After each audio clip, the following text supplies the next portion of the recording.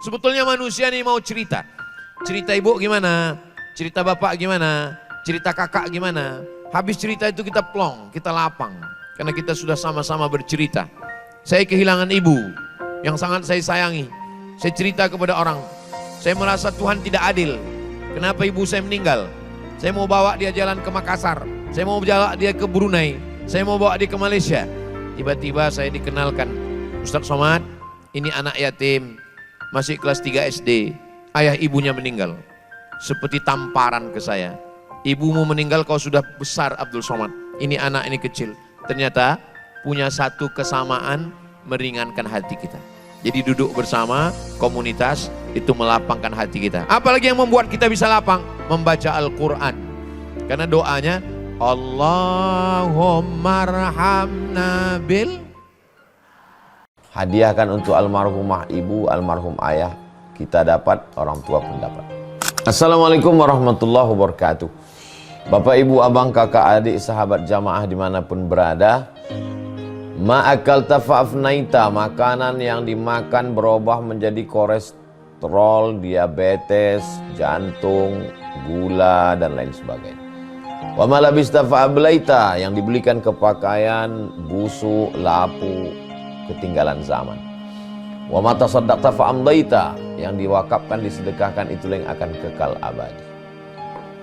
Rumah besar hanya menjadi kenangan, lapuk, berlumut, tumbang, tinggal. Ada kelas yang dipakai para penghafal Quran, itulah yang kekal abadi, mengalir pahalanya untuk kita. Hadiahkan untuk almarhumah ibu, almarhum ayah, kita dapat, orang tua pun dapat. Satu lantainya 4 kelas, totalnya 16 kelas, tempat santri belajar. Yang sekarang santri belajar di asrama. Asrama bisa dibuat kelas, tapi nanti pindahkan ke kelas semua. Mari kita support pembangunan, kirimkan semen, batu bata, kerikil, pasir, besi, dan lainnya. Berkah selalu, barakallahu fikum. Wassalamualaikum warahmatullahi wabarakatuh.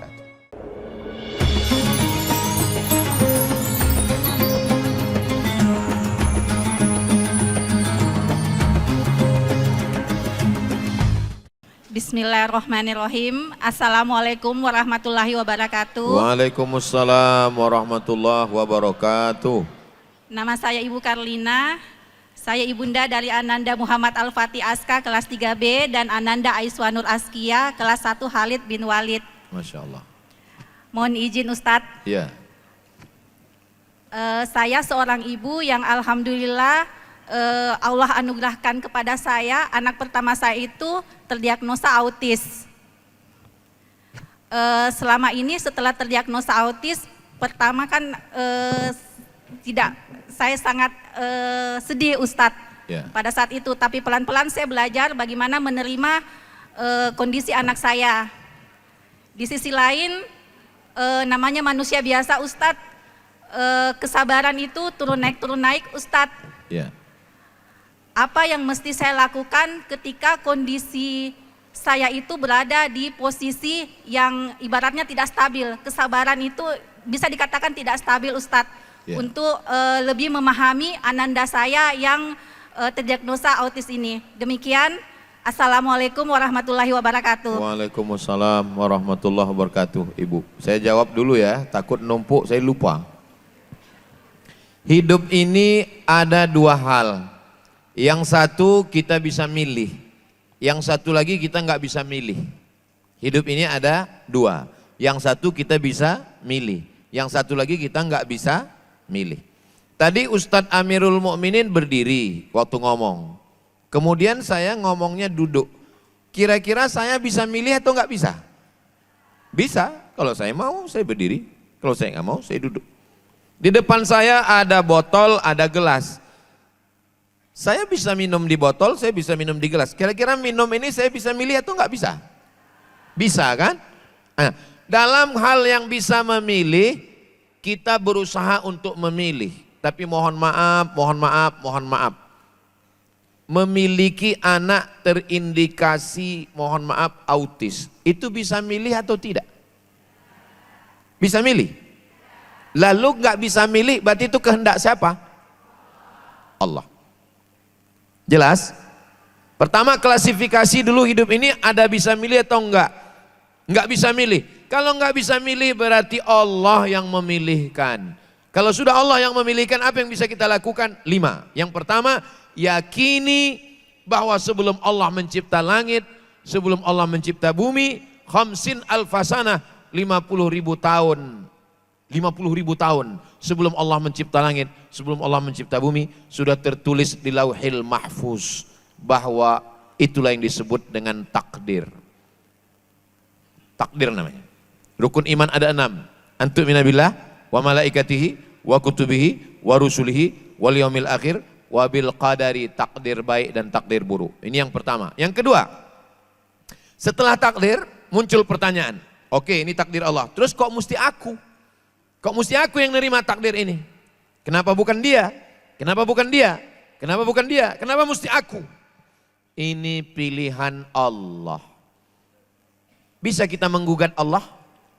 Tidak bisa. Maka kalau pilihan Allah berarti kita sabar. Sabar itu nama tanaman, tumbuhnya di gurun pasir, namanya sabbar. Berduri-duri, dan kalau dihancurkan ada airnya pahit sekali. Apa namanya? Kaktus. Sabar itu pohon kaktus.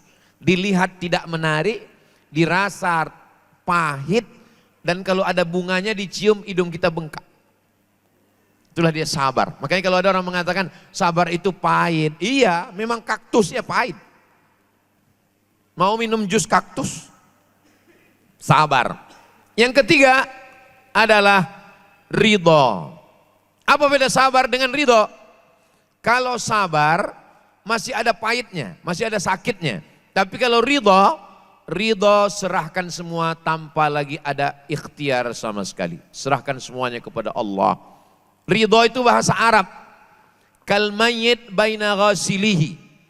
Diambil tisu, diambil lidi, lalu ditusukkan ke hidung orang mati. Ada orang mati ngelawan? Itulah ridho. Ada ngelawan? Sebagaimana orang yang mati tidak melawan, begitulah kita ridho. Yang pertama, yakini takdir. Yang kedua, sabar. Yang ketiga, ridho. Puncaknya adalah ridho. Kita ketika tawaf di samping Ka'bah, Rabbana atina fid dunya hasanah wa fil akhirati hasanah wa qina adzabannar. Habis itu doanya, Allahumma inna nas'aluka ridhaka. Kenapa lebih dulu ridho baru jannah? Karena minta jannah belum tentu dapat ridho. Tapi kalau minta ridho sudah pasti dapat jannah. Makanya ada dalam kitab Ar-Risalah Al-Qushairiyah. Saya tahu kapan Allah ridho sama saya.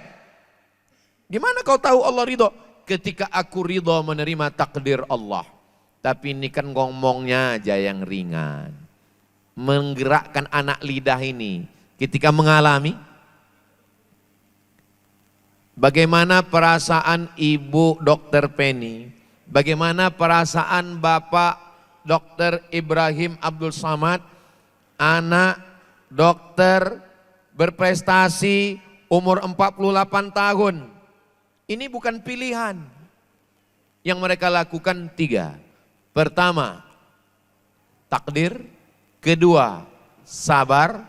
Ketiga, ridho. Bagaimana bisa sabar? Wasta'inu bis sabri wassalah. Banyak-banyak sholah. Sholat maknanya 2. Yang pertama sholat, yang kedua doa.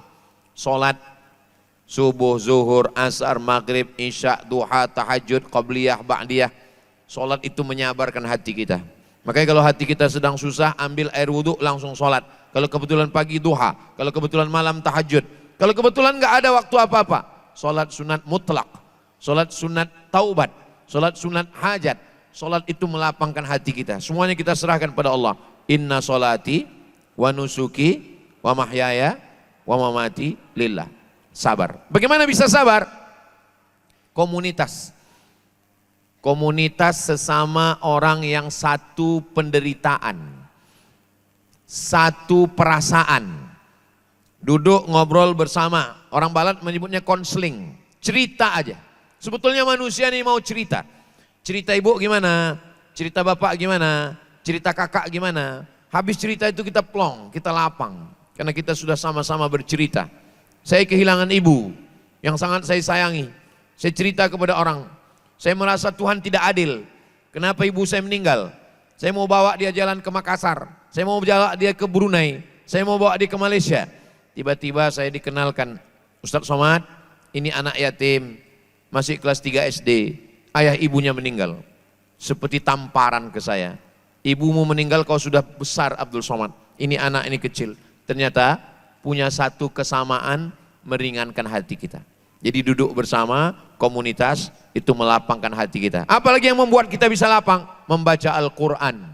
Karena doanya Allahumma arhamna bil.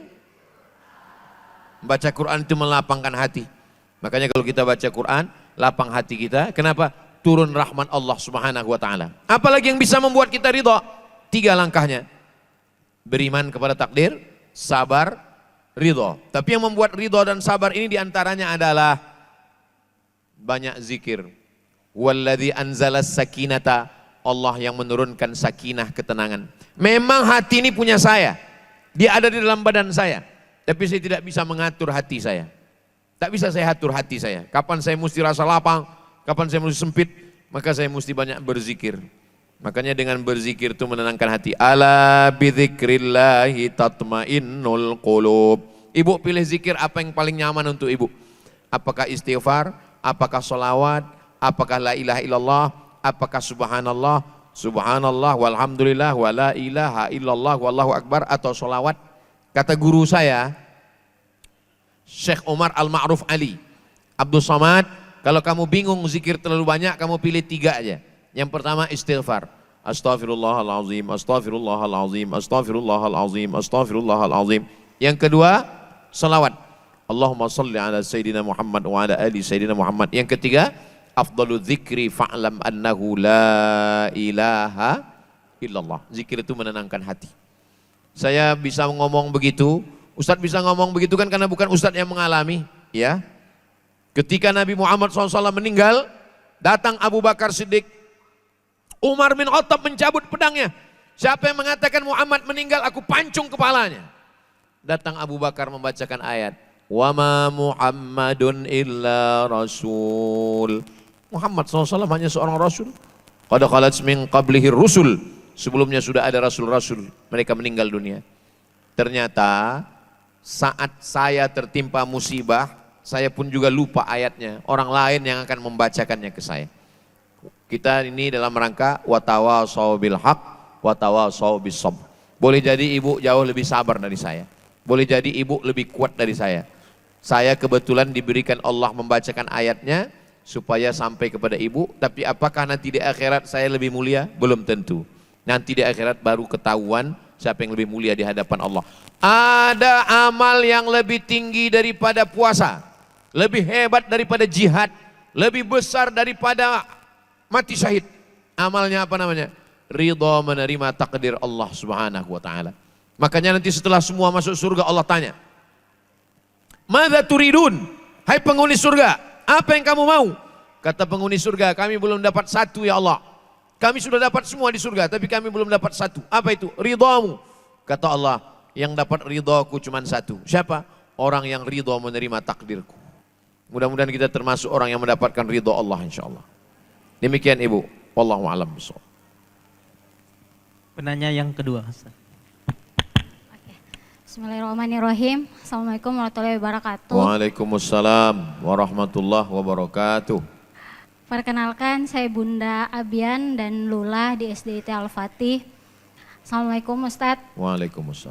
Mohon izin bertanya, sebenarnya hanya kedok buat saya untuk menggunakan kesempatan yang baik ini di tempat yang baik, di waktu yang baik, di hari Jumat setelah asar bertemu dengan Gurunda. Saya mohon izin Ustadz, kami didoakan di waktu yang mustajab ini agar hati kami bisa istiqomah dalam kebaikan. Amin. Dan saya mohon Ustadz berkenan mendoakan anak-anak saya, Muhammad Abian Radinka dan Andi Ralula Putri, bisa jadi penegak agama seperti Amin. Ustadz. Amin ya Allah. Amin. Amin. Pertanyaan saya Ustadz, Iya. mungkin masalah dalam keluarga kita itu adalah terkait komunikasi Ustadz. Ya. Komunikasi bagaimana kemudian kita itu bisa mengajak sekeluarga kita itu untuk benar-benar menjalankan agama. Bagaimana, saya pengen tahu Ustadz, bagaimana kita sebenarnya menjalin komunikasi yang baik di dalam sebuah keluarga untuk mengajak anggota keluarga kita, kita sama-sama berjalan di dalam kebaikan. Ya. Kita bagaimana kemudian saya sebagai seorang ibu bisa mendidik anak saya sebagai seorang istri bisa mengajak suami saya, dan saya sebagai seorang anak juga bisa mengajak orang tua saya bersama-sama menuju surga. Biar tadi yang Ustadz bilang masuk surga itu tidak sendiri tapi sekeluarga. Saya ingin ajak mereka, tapi bagaimana saya mengkomunikasikan sehingga itu tidak menjadi konflik di dalam keluarga. Terima kasih. Assalamualaikum warahmatullahi wabarakatuh. Nanti di akhir majelis kita sama berdoa untuk anak, untuk keluarga, untuk orang tua, untuk sahabat. Mudah-mudahan kita selalu diberikan kebahagiaan dunia dan akhirat. Jangan ibu bapak bayangkan, karena saya ustadz, lalu saya kalau hari Selasa, Rabu, Kamis di rumah, lalu di rumah saya kayak gini juga ngomongnya. Lalu saya kumpulkan anak saya, Sami, Azik, Sadim, lalu istri saya lalu saya bilang, ya ayyuhalladzina amanu. Jadi enggak begitu. Jadi saya sebagai suami ngomong ke istri saya sebagai anak, enggak bisa ngomong ke anak saya yang umur 4 tahun lalu saya bilang, sholat. Enggak bisa begitu. Wa aqimus sholah. Enggak bisa. Gimana cara Ustadz nyuruh dengan yang kecil dengan yang besar? Kalau yang besar, itu di rumah sakit itu ada alat loh, sebesar kulkas, nanti darah kita dikeluarkan, masuk ke alat itu. Habis itu anak saya manggil saya Babah. Nanti setelah dicuci darah itu, lalu masuk lagi ke badan kita. Biayanya jutaan, belum lagi capeknya nunggu selesai. Terus kita kok enggak gitu? Karena ada buah pinggang kita yang nyuci darah kita. Dan gratis. Allah enggak minta apa-apa sama kita. Dia cuma minta untuk diri kita, bukan untuk Allah. Allah cuma minta sama kita, Allahu Akbar. Oh gitu iya. Pergilah ke rumah sakit. Ada orang yang paru-paru susah napas. Judul lagunya Setengah Napasku Pergi. Kita sekarang napas enak. Dan Allah nggak minta apa-apa sama kita. Allah cuma minta Allahu Akbar. Dan bukan untuk Allah, itu untuk kita. Yang udah agak ngerti. Tapi ke Sami kan nggak bisa gitu. Nggak bisa gitu. Kalau ke Sami gimana Pak komunikasinya? Saya bentang sajadah. Udah saya bentang sajadah. Lalu di belakang tuh saya susun ada Batman, ada Spiderman, ada Hulk, ada Super Wing. Ada kumpul semua, saya bilang, Sami makmum sudah siap, maju jadi imam. Langsung dia jadi imam. Wow, ditengoknya makmum, semangat dia. Allahu Akbar. Ada fotonya saya simpan. Jadi komunikasi antar usia itu pun nggak sama. Saya nggak mau ibu-ibu mentang-mentang udah ngaji dengan Ustadz Faurozi, udah ngaji di Al-Fatih, lalu kemudian pulang manggil suami, manggil anak, ya aku ya ayyuhal kafirun. Enggak bisa begitu komunikasi. Saya pernah ceramah di Sulawesi Selatan ini. Sulawesi Selatan, kabupatennya enggak boleh sebut, jaga kode etik jurnalistik. Saya ketemu dengan bapak-bapak, pakai celana jeans, pakai jaket kulit. Gayanya seperti gaya orang enggak sholat. Dia pokoknya Ustadz Somad mesti datang ke rumah, mesti makan di rumah. Kami pun datang. Terus dia ngomong, Saya nih Ustadz dulu orangnya nggak peduli agama Pak Ustadz. Sekarang saya sangat cinta pada agama dan Ustadz saya undang ke rumah ini, saya senang dengan Ustadz, saya selalu dengar ceramah Ustadz. Gimana Bapak bisa bertaubat? Dalam hati saya, ini pasti dia ngomong karena ceramah Ustadz Somad ini. Gimana Bapak bisa taubat? Dia lama diam. Dalam hati saya mungkin dia segan untuk mengungkapkannya. Untung saya nggak bilang karena saya, untung nggak bilang. Karena istri saya Pak Ustadz. Hah? Karena istrinya. Istri Bapak ngomong apa? Istri saya cuma ngomong 5 kata Pak Ustadz. Nanti kalau kamu mati gimana? Enggak ada tablik akbar, enggak ada ceramah, enggak ada sound system. Hanya perempuan yang ngomong dengan suara yang lemah lembut dengan 5 kata. Nanti kalau kamu mati gimana? Kalimat itu masuk ke otak saya Pak Ustadz, masuk ke hati saya. Sampai pas saya mau tidur malam, nanti kalau kamu mati gimana? Pas lagi saya di kantor, nanti kalau kamu mati gimana? Pas lagi saya bawa mobil, nanti kalau kamu mati gimana? Itulah yang membuat saya tobat Pak Ustadz. Baru saya paham, ternyata orang dapat hidayah itu karena yang dari hati sampainya ke hati juga. Maka ibu jangan pernah berhenti untuk berusaha. Rumus ini boleh juga dipakai. Nanti kalau kamu mati gimana? Ya terserah aku kata dia. Jangan pernah bosan. Jadi komunikasi ini bisa jadi lewat lisan orang lain. Undang acara arisan keluarga, cerita tentang sholat, tentang bahwa kita akan mati. Bisa melalui atasannya. Kalau kebetulan dia kantor gubernur, kantor bupati, melalui Bapak Kabak, melalui kepala dinas, kepala badan, kepala kantor. Alhamdulillah Pak Ustadz, dulu suami saya enggak sholat, sekarang sholat. Ibu ceramah? Enggak, terus langsung kepala dinas Pak Ustadz. Kalau enggak sholat, non-job. Bisa melalui lisan orang, bisa melalui buku, bisa melalui di grup-grup kirim video pendek, bisa banyak cara. Tapi di antara semua cara ini adalah doa silahul mu'min, doa senjatanya orang beriman. Ibu malam sholat hajat, bapak malam sholat tahajud, mohon kepada Allah supaya dibukakan pintu hidayah. Saya pun bukan berarti sudah selamat, saya masih keluarga, punya sepupu, punya jiran, punya tetangga. Orang beriman tidak mau masuk surga sendirian. Sesurga, bahagia di dunia, sesurga bersama keluarga. Mudah-mudahan keluarga-keluarga kita semua dapat hidayah insya Allah. Amin. Demikian. Boleh penanya ketiga. Assalamualaikum. Waalaikumsalam warahmatullahi wabarakatuh. Selamat datang Ustaz Somad Makasih, Pak. di Makassar. Ya, jazakumullah. Perkenalkan saya Agus Salim. Saya juga seorang guru. Saya pernah bersama Dr. Adnan Rahimullah 7 tahun. Dan bersama juga pernah merintis Al-Fatih ini. Masya Allah. Walaupun saya tidak lagi di sekolah ini, pesan almarhum pernah kepada saya, jangan pernah tinggalkan Al-Fatih. Inilah selalu setiap ada kegiatannya Al-Fatih, saya selalu hadir dan ikuti. Alhamdulillah. Pertanyaan saya Ustaz adalah, kebetulan saya guru di SLB, sekolah luar biasa, memegang atau menangani anak autis 7 kelas. Allahu Akbar. Atau 7 murid. Allahu Akbar. Yang ingin saya tanyakan Ustaz, bagaimana cara kita sebagai seorang guru dan juga sebagai seorang ayah di rumah menyamakan proses pendidikan itu kepada dua tempat ini, di sekolah dan di rumah. Karena kadang Ustaz, kami itu lebih perhatian dan lebih sayang mengajar anak di sekolah karena berkebutuhan khusus dibanding kepada anak kami di rumah yang non berkebutuhan khusus.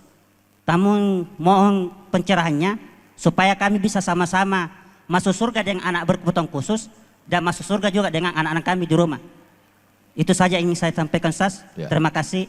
Semoga kita semua di dalam majelis ini masuk dalam surganya Allah Subhanahu wa taala. Amin ya rabbal alamin. Terima kasih. Assalamualaikum warahmatullahi wabarakatuh. Waalaikumsalam. Saya anak pertama di keluarga 2 orang, saya dan adik saya dua-duanya laki-laki.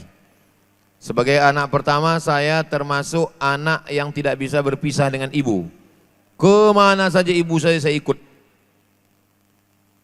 Ibu pergi kondangan, ibu pergi ke pasar, ibu pergi kemana, ibu pergi melihat orang meninggal saya ikut. Lalu kemudian suatu hari di majelis itu ada, mohon maaf, orang yang secara fisik dia kurang fisiknya. Lalu mata saya sebagai anak kecil, anak SD, lama mata saya melihat orang yang kurang fisik itu. Lama. Terus ibu saya mengalihkan pandangan saya. Setelah sampai ke rumah dia bilang begini, nanti kalau ada orang seperti itu, jangan pandang lama-lama, jangan kau tengok lama-lama. Jatuh air mukanya, sedih dia. Dia itu tamu Allah. Maksudnya mak, nanti kalau kita meninggal, kita masih banyak proses, kita masih ada timbangan amal, kita masih ada titian siratal mustaqim, kita masih ada pertanyaan. Sedangkan mereka ini tamu Allah, nanti mereka langsung masuk surga. Boleh jadi kita masuk surga karena pertolongan mereka. Itu masuk ke dalam kepala saya. Sampai hari ini, pernah suatu ketika saya sholat di masjid, di depan saya ini persis di depan saya, seseorang yang fisiknya kurang. Dia angkat tangannya lebih tinggi dan doanya lebih lama. Saya menangis dua. Pertama saya menangis karena saya ingat pesan ibu saya, jangan tengok lama-lama. Yang kedua saya sedih, dia fisiknya kurang, tapi doanya lebih lama. Dia fisiknya kurang, tapi tangannya minta lebih tinggi. Aku malu kepada Allah SWT. Jadi tanamkan ke dalam diri anak kita, jangan membuli, jangan mengejek, jangan mengolok. Dia saudara kita, dia tamu Allah, dia lebih mulia. Merasakan perasaan seperti perasaan pada diri sendiri. Kalau dicubit pipi sakit, begitu juga pipi orang. Kalau dicubut tangan orang, dipukul sakit, begitu juga tangan kita. Puncak iman bukan dilihat berapa rakaat tahajud malam. Puncak iman bukan dilihat berapa kali darahmu meleleh waktu syahid. Puncak iman adalah la yu'minu ahadukum, kau belum beriman hatta yuhibba li akhih, sampai kau sayang kepada saudaramu ma yuhibbu li nafsih, sama seperti sayang pada diri sendiri. Bapak guru, beliau lebih terasa di sekolah itu rasa cinta, rasa sayangnya kepada anak ini lebih daripada anak kandungnya sendiri di rumah. Kenapa? Karena anak ini fisiknya kurang. Mungkin akalnya sempurna, tapi emosionalnya, komunikasi sosialnya kurang. Berapa banyak mereka yang secara akal sempurna, hafalannya kuat, tapi komunikasi sosialnya kurang. Dan Bapak lebih sayang kepada mereka secara kecenderungan hati. Sedangkan anak di rumah ini ada ibunya, ada saya. Jadi memang hati ini bukan milik kita, dia milik Allah Subhanahu wa taala. Kenapa ada ayah kandung, ibu kandung yang benci kepada anak seperti ini, malah ditinggalkan, malah dibuang, tapi Bapak justru lebih sayang. Innallaha idza ahabba 'abdan ista'malahu. Kalau Allah cinta kepada seorang hamba, hamba itu dipakainya. Cincin kita ada 10, tapi kita sayang pada cincin ini akan selalu kita pakai. Kenapa? Karena kita sayang. Allah sayang sama Bapak, maka dipakainya hati Bapak. Hati Bapak itu dipakai Allah.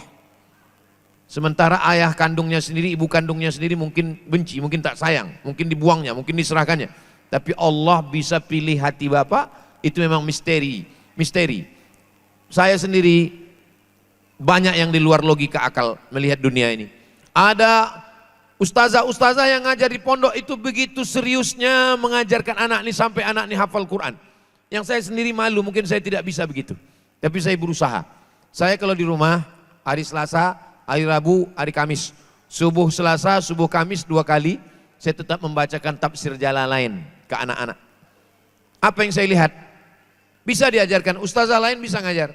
Tapi kenapa saya mengajarkan? Anak ini nanti akan menikah, dia akan punya suami, dia akan punya anak, dia akan punya pondok, dia jadi ustazah. Saya berharap dapat amal jariah dari mereka. Saya menganggap bahwa amal saya kurang. Jadi kalau kita dikasih Allah hati yang lembut, maka syukuri itu. Adapun kita kepada anak kita tidak berarti kita berkhianat, tidak berarti kita tidak lebih sayang pada anak. Dengan anak kita sayang. Saya sayang dengan anak saya, tapi juga saya mengajar santri, mengajar anak mengaji. Kenapa? Karena memang Allah berikan keterpautan hati, perbedaan. Hati punya Allah, kita minta kepada Allah, ya muqallibal qulub, engkau yang membolak-balikkan hati, sabit qulubana. Sekarang ini banyak orang yang mati hatinya. Azab bukan sakit, azab diturunkan pada hati. Khatamallah, Bapak Ibu semua hafal ayatnya. Khatamallahu ala qulubihim. Azab yang pertama hati yang mati rasa. tak lagi peduli. Khatamallahu ala qulubihim wa ala sam'ihim. Kalau sudah hati terkunci, telinga tersumbat, mata tertutup, sempurnalah penderitaan. Summum, bukmun, umyun, peka, tuli, bisu, buta, la ya'qilun, tidak lagi bisa berpikir, la yubsirun, tidak lagi bisa melihat, la yarji'un, tidak lagi bisa kembali. Maka Bapak diberikan Allah hati yang lembut, bisa mendidik anak-anak berkebutuhan khusus, dan bahkan lebih sayang. Bukan berarti tidak sayang kepada anak. Mudah-mudahan Allah menjaga kita semua, kita istiqomah sampai pada akhirnya nanti kita masuk ke surga bersama Rasulullah Sallallahu Alaihi Wasallam. Demikian, saya kembalikan ke Ustaz Amirul Mukminin.